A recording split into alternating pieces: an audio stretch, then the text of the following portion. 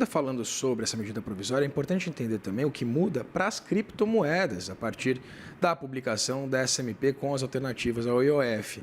As criptomoedas também vão ser taxadas naquela taxa básica para aplicações financeiras em 17,5%. Por isso, eu chamo aqui o CIO da Underblock, Paulo Camargo, para um bate-papo comigo.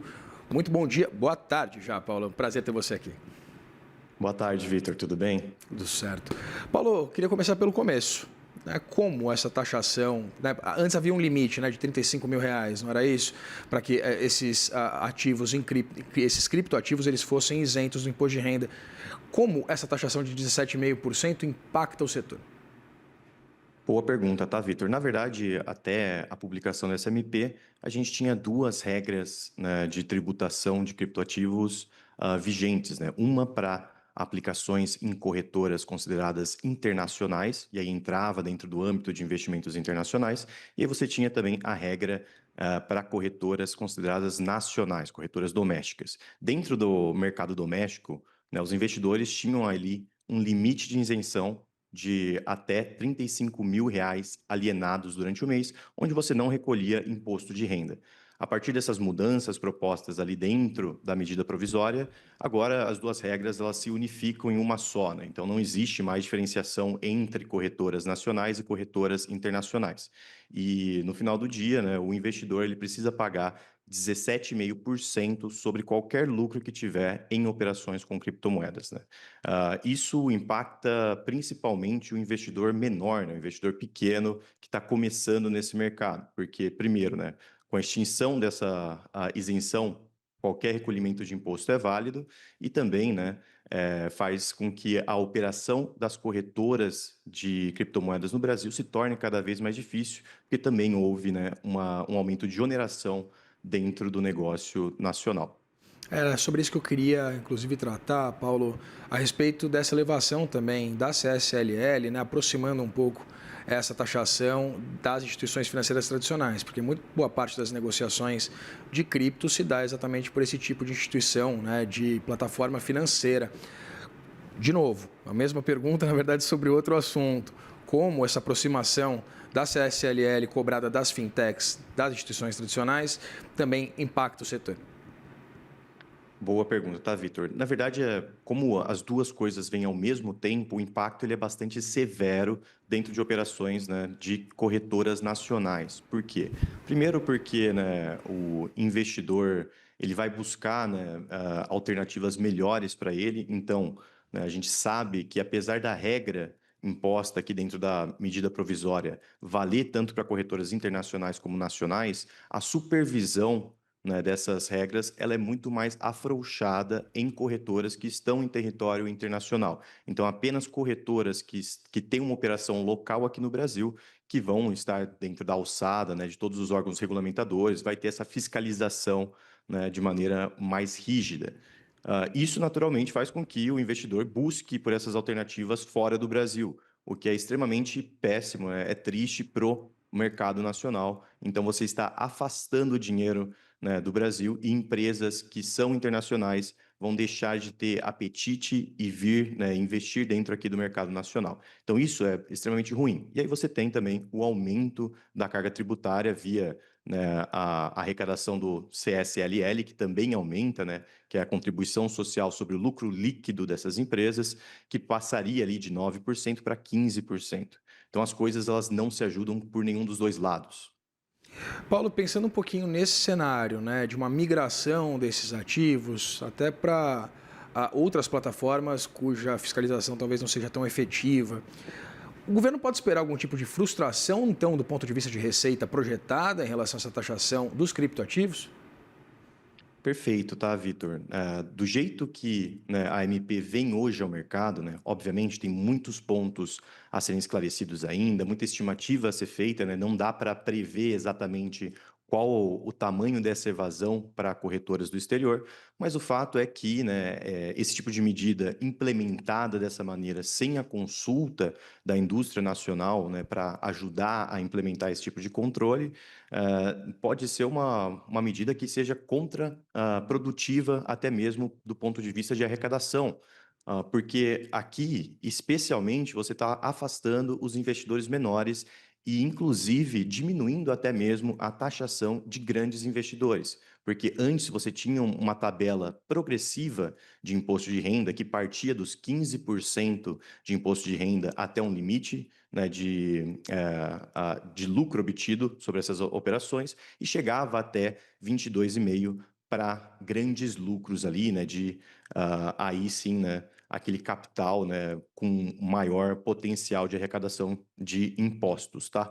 Então, na prática, quem tem mais dinheiro vai pagar menos imposto e quem tem menos dinheiro vai pagar mais imposto. A questão é, provavelmente a gente vai ver, né, os investidores procurando meios para que não estejam expostos a essa oneração que aumentou. Paulo, pensando um pouquinho do ponto de vista técnico, porque para mim o blockchain é uma grande viagem. Eu queria entender, eu não estou evidentemente falando sobre as plataformas regulamentadas que operam de forma legal aqui no país, mas pensando exatamente nesse cenário hipotético de uma transferência para outros tipos de corretoras, por exemplo, que não tem necessariamente um CNPJ.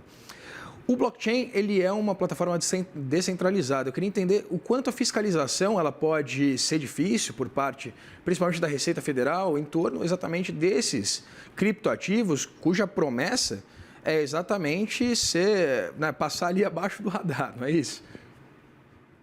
Na verdade, assim, passar abaixo do radar é um pouco aumentativo aqui para essa colocação. Até porque todos os dados dentro da blockchain, eles são rastreáveis, eles são públicos, né? Então você contém a transparência ali de tudo que está acontecendo ali por trás. Então, do ponto de vista, né, de evasão, do fisco por exemplo, cometer fraudes ou coisas do gênero, a tecnologia de blockchain é uma péssima tecnologia para ser usada para essa finalidade, né? Porque tudo ali vai ficar registrado para sempre de maneira pública. Porém, a gente tem que entender, né, que a blockchain é uma tecnologia inovadora e ela tem o ethos principal aqui de que o dinheiro ele deve ser livre e acessível a todo mundo. Então, dentro de transações de blockchain, você não tem um intermediário. Isso dificulta com que regras, né, como essas aqui postas pela MP sejam fiscalizadas e, de fato, né, implementadas na prática em muitos, né, das ocasiões aqui. Então, esse é um dos principais pontos aqui que talvez, né, essa regulamentação posta do jeito que ela é colocada hoje não seja assim tão eficaz. A única coisa que a gente consegue medir o impacto de fato, né, o atraso dentro da indústria nacional e a evasão de investimento no setor aqui para o Brasil. Como é que é a legislação hoje no entorno da tarifa, né, da tributação, por exemplo, nos Estados Unidos e na Europa, Paulo? Boa pergunta, tá, Vitor? A verdade é que, assim, como o criptoativos, né, são considerados uma classe de investimento extremamente nova, é muito difícil a gente pegar esse tipo de investimento e colocar numa cesta pré-definida que já existia, que já existe, por exemplo, né, com ativos mobiliários, como ações, títulos de renda fixa e etc. Até porque, dentro da tecnologia de criptoativos, não existe um padrão, né? Então, você tem tokens que se comportam de uma forma e podem ser caracterizados como um ativo mobiliário, por exemplo, né? E tokens que simplesmente cumprem uma função, né, de transitar ali, né, algum tipo de valor, como stablecoins e coisas do gênero. Então, é muito difícil você criar regras de tributação utilizando frameworks passados, tá? Então, eu diria que hoje existe um esforço global para tentar trazer, né, esse tipo de entendimento de uma maneira que faça sentido para o mercado. Esse é o principal desafio hoje para a indústria, eu diria, na minha opinião, né?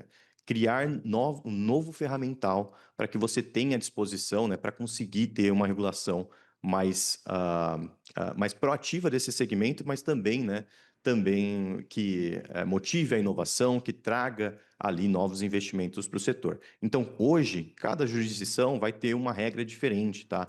Por exemplo, a gente tem países que lucros em criptomoedas são isentos, tá? Então, por exemplo, Portugal ficou assim durante muito tempo, enquanto outros, né, você tem a regra de ganho de capital aqui, onde você recolhe imposto sobre esse ganho de capital. Não pensando só do ponto de vista né, de tributos, mas eu queria entender, eu queria uma análise sua a respeito do ambiente regulatório para o mercado de criptoativos hoje aqui no Brasil. Queria entender se ele está, né, enfim, um arcabouço regulatório bem definido ou se há ainda algumas lacunas que precisam ser discutidas pelos legisladores. Boa. Hoje, a CVM aqui no Brasil, né, que é a Comissão de Valores Mobiliários, que regula, né, o mercado de ações e todos os outros títulos mobiliários, ela tem, né, dentro da autarquia ali um sandbox regulatório para criptomoedas. Então, nesse ponto de vista, eu diria até que o Brasil está na ponteira desse mercado, né? O Brasil, até por ter sistemas de pagamento muito mais desenvolvidos do que o mercado antigo, né? O resto do mundo, por exemplo, tem tido uma regulação, né? Pelo menos uma tentativa de regulação aqui muito benéfica para criptoativos. O que é justamente bastante triste quando a gente vê uma MP dessa sendo colocada da maneira que foi, porque vai exatamente na contramão disso. A CVM, por outro lado, é um órgão que consulta a indústria, que tem feito esse trabalho de maneira a quatro mãos aqui, né, para encontrar maneiras de como o mercado tradicional financeiro conseguiria usar a tecnologia de blockchain para melhorar, né, a proteção ao investidor.